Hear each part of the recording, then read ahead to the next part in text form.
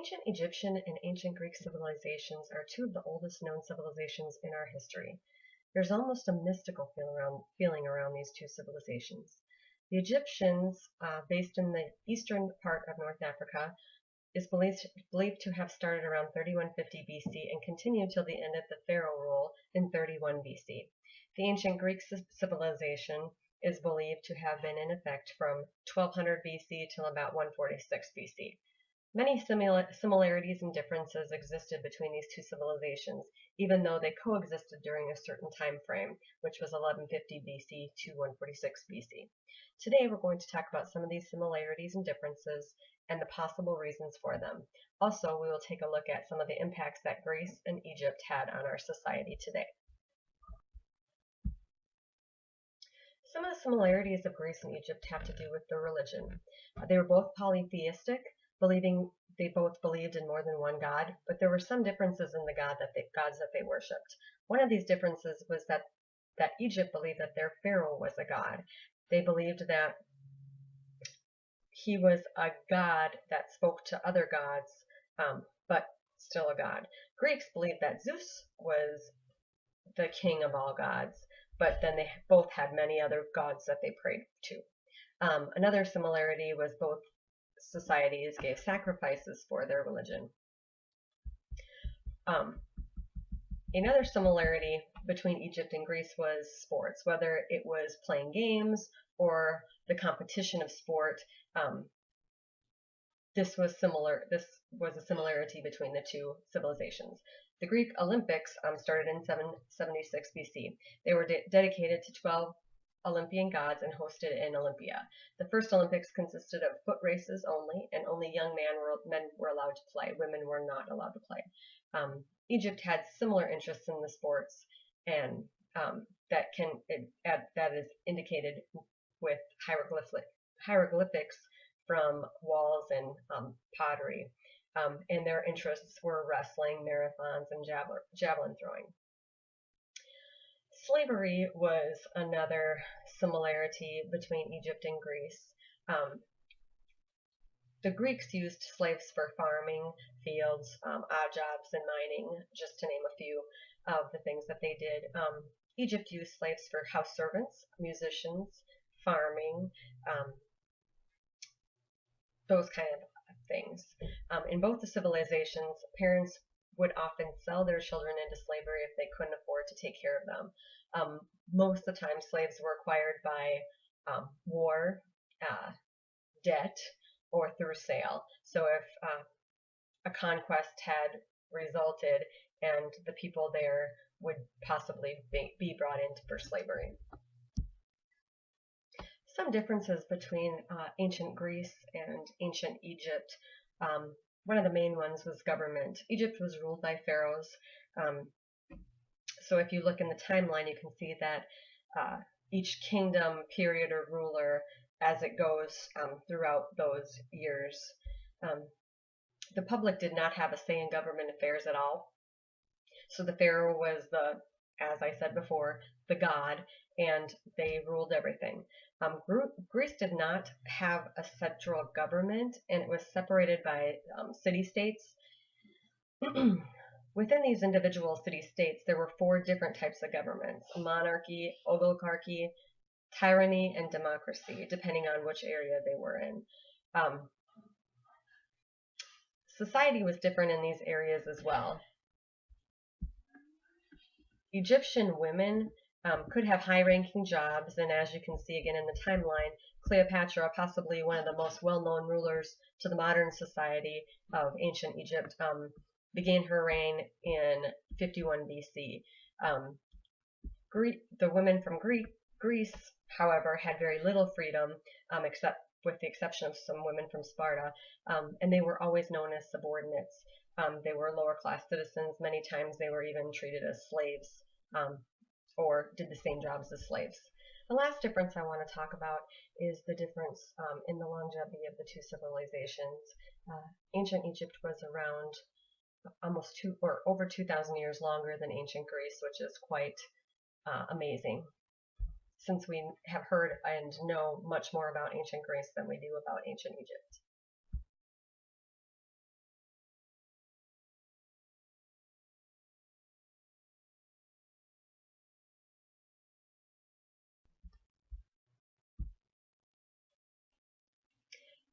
Geographically, there were differences as well. Egyptians were located by the Nile, and they were not as prone to attacks because of that natural barrier or defense mechanism. Greeks were, their accessibility made them easy to attack, along with their internal struggles because of the government and so on. They were constantly in war or war with others among attack or in war with each other, such as the two civil wars that you can see in the timeline between Sparta and Athens. Lastly, architecture was quite different between these two civilizations, but both were remarkable for the time. Egyptians used pyramids to help their dead find a better life after death. Much of their architecture, including the pyramids and their houses they built, were based on strict rules of mathematics and geography. They used mathematics to build the dwellings in very symmetrical designs.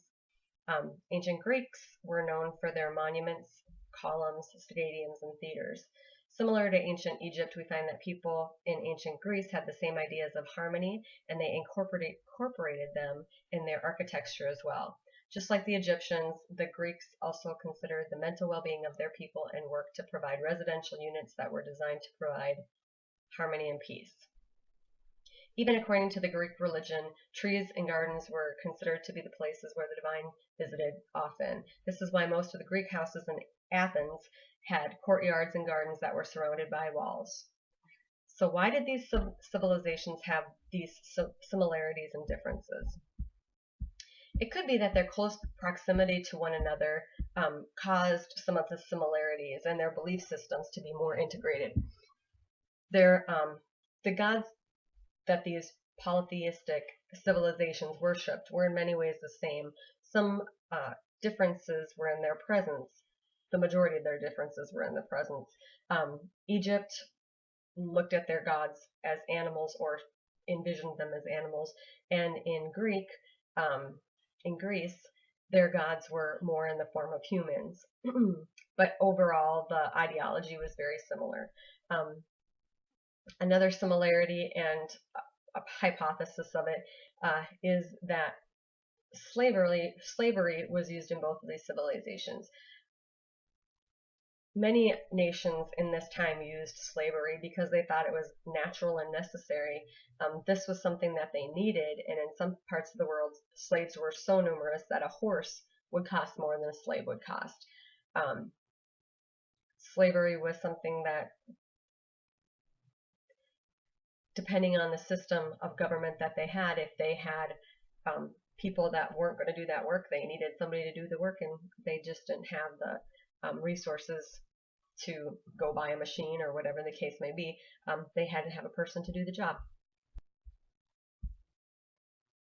So why were there the differences in these two civilizations?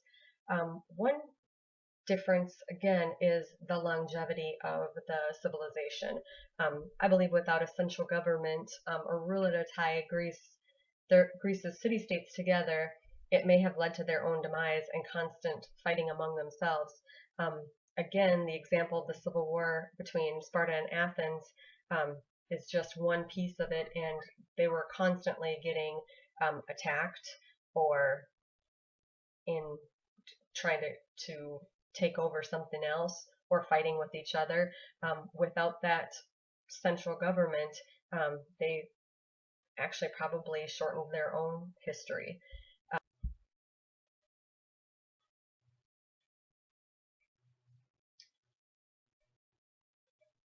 As you look at the timeline, you can see that Greece has a much more active history. Much of that has to do with war, uprise, and leadership changes. One other thing is that Greece has a much more recorded history, so we actually know more about them. Their existence, although their existence was much more limited. Women were treated differently in these nations as well because of their religious beliefs. Greeks thought that women were a punishment from Zeus, so they treated them as subordinates and in some cases worse than slaves. Egyptian women were treated with higher respect because of their ability to bear children and the high religious platform that Egyptians gave to that fact. There are still some modern influences that we see from ancient Greece and ancient Egypt at this time. Some of these ancient Greek pieces that have impacted modern society have touch us daily. Democracy was started in Athens, and the U.S. had modeled themselves after that concept. Greek tragedies also have been around since nearly the beginning of Greek civilization. This gave us the Iliad and the Odyssey, written by Homer, and Greek tragedies told through stories, humor, and chorus in order to entertain people in theaters. Architecture that the Greek civilization has impacted us with is visible in nearly every state capital in our country. The column look with the simple symmetry and balance is the norm in most state buildings and court systems. Again, although we know that much of ancient Egyptian history has been unrecorded and basically lost to us, there's still some Egyptian influences around us today. One is the Washington Monument, which I was unaware of, but is built in the shape of an Egyptian obelisk, and it represents the timelessness of ancient civilizations. The ancient Egyptian calendar had 365 days, which was 12 months with 30 days each and 5 extra days at the end of the year. So basically the basic calendar came from ancient Egypt, although it has now been changed to our Gregorian calendar that we use today. Lastly, from ancient Egypt, and on a little bit lighter note, ancient Egypt has left us with the influence of beer.